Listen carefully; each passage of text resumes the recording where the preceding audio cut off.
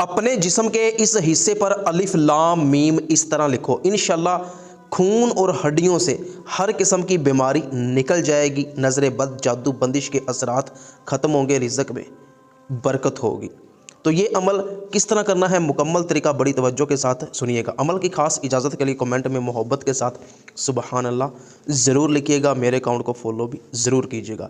देखिए, अगर आपके जिस्म में किसी भी किस्म की बीमारी हो, वो हड्डियों के अंदर बीमारी हो, जिस्म के गोश्त के अंदर बीमारी हो, या खून के अंदर बीमारी हो, या आपको नज़र बद का असर हो, किसी किस्म की बंदिश हो, साया हो, जादू हो, जिसकी वजह से कारोबार बंद हो गया, घर में गुर्बत आ गई, इस तरह के मामलात बन गए, आपने क्या करना है कि रोज़ाना दिन में किसी भी वक्त बावज़ू होके आपने अपने दाएं हाथ की शहादत वाली उंगली से, दाएं हाथ की शहादत वाली उंगली से आपने अपनी बाईं कलाई पे या दिल वाली जगह पे आपने अलिफ लाम मीम लिख लेना है।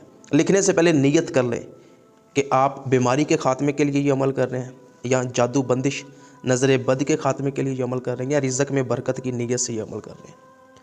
तो आप अलिफ लाम मीम अपने दिल वाली जगह पे शहादत वाली उंगली के साथ या अपनी बाईं कलाई पे अलिफ लाम मीम लिखें। इसके बाद 21 मरतबा आपने अलिफ लाम मीम अलिफ लाम मीम अलिफ लाम मीम मोहब्बत के साथ पढ़ना है। हाथ उठा के अल्लाह पाक से दुआ मांगनी है। हसूल मकसद तक रोज़ाना ये अमल करें। इंशाल्लाह चंद दिन आप कामिल यकीन के साथ ये अमल करेंगे तो इंशाल्लाह हर किस्म की बीमारी ख़त्म हो जाएगी और रिज़्क़ में खूब बरकत होगी। जादू नज़र बद का असर भी अल्लाह पाक ख़त्म फरमा देगा। कामिल यकीन के साथ ये अमल ख़ुद भी कीजिएगा, दोस्तों तक भी ज़रूर पहुँचाइएगा।